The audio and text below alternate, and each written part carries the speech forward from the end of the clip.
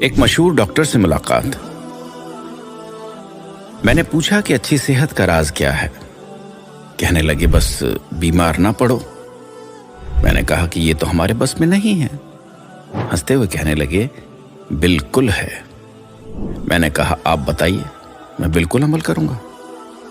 وہ میرے قریب آ کر آہستہ سے کہنے لگے کہ منہ میں کبھی بھی کوئی چیز بسم اللہ کے بغیر نہ ڈالنا، چاہے پانی کا قطرہ ہو یا چنے کا دانہ۔ میں خاموش ہو گیا۔ پھر کہنے لگے کہ اللہ نے کوئی بھی چیز بے مقصد اور بلا وجہ نہیں بنائی ہے۔ ہر چیز میں حکمت ہے اور اس میں فائدے اور نقصان دونوں پوشیدہ ہیں۔ جب ہم کوئی بھی چیز بسم اللہ پڑھ کر منہ میں ڈالتے ہیں تو اللہ اس میں سے نقصان نکال دیتا ہے۔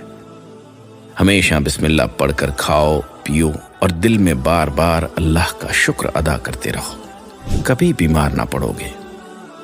میری آنکھیں تر ہو چکی تھی، یہ سوچ کر کہ یہ کتنا بڑا عالم ہے۔ دیر ہو رہی تھی، میں سلام کر کے اٹھنے لگا تو وہ میرا ہاتھ پکڑ کر کہنے لگے کہ کھانے کے حوالے سے آخری بات بھی سنتے جاؤ۔ میں جی کہہ کر بیٹھ گیا۔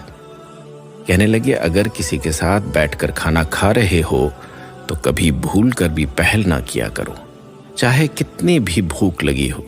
پہلے سامنے والے کی پلیٹ میں ڈالو، جب تک وہ اپنے منہ میں لقمہ نہ رکھ لے تم شروع نہ کیا کرو۔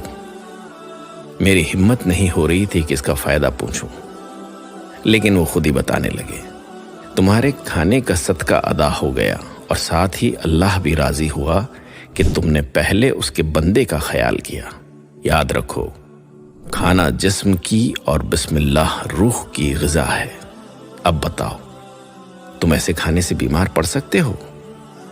میں بے ساختہ ان کے چہرے پر اپنے دونوں ہاتھ رکھ کر تیزی سے جانے کے لیے مڑا اور یہ سوچنے لگا کہ دین کی ان چھوٹی چھوٹی باتوں سے ہم اور ہمارے معاشرے کے لوگ کتنے محروم ہیں۔